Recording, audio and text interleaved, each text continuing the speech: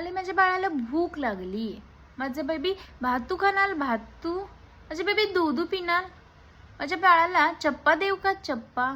असं जर तुम्ही तुमच्या बाळासोबत बोलत असाल तर तुम्ही तुमच्या बाळाच्या स्पीच डेव्हलपमेंटमध्ये अडथळा निर्माण करताय.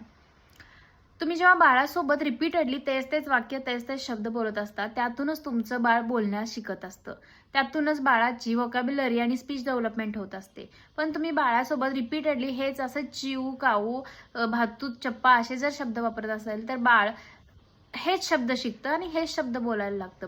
त्यामुळे बाळाचे रिअल वर्ड ट्रान्झॅक्शन म्हणजे परत बाळाला नवीन शब्द म्हणजे चिवला चिमणी म्हणायचे असते किंवा चप्पाला चपाती म्हणायची असते, हे परत बाळाला लर्निंग करावं लागतं. यासाठी परत बाळाला हे समजावून घेण्यासाठी बाळाला परत ते शिकायला लागतं की चप्पाला चपाती म्हणायची असते किंवा चिवला चिमणी म्हणायची असते.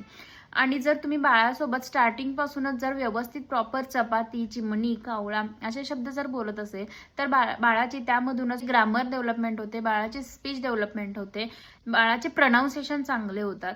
त्यामुळे तुम्ही बाळाला बोलण्यासाठी थोडा टाइम घेऊ द्या, त्याला लवकरच बोलायला पाहिजे. म्हणजे चिमणीचा तुम्ही सोपा शब्द चिऊ सांगितला तर बाळ लवकर बोलेल, पण बाळाची प्रॉपर स्पीच डेव्हलपमेंट होणार नाही. त्यामुळे तुम्ही जे बाळाला शिकवायचं आहे किंवा जे शब्द बाळाकडून तुम्हाला पूर्ण आयुष्यभरासाठी ऐकायचे आहेत ते शब्द प्रॉपर शिकवा बाळाला.